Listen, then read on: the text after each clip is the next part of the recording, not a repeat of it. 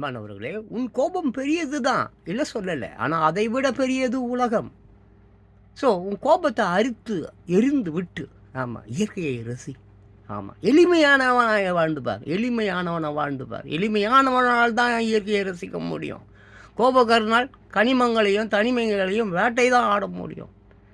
ஆமாம், கன்னியாகுமரியில் போய் பார், கன்னியாகுமரியில் போய் பார், நிற்க முடியாது.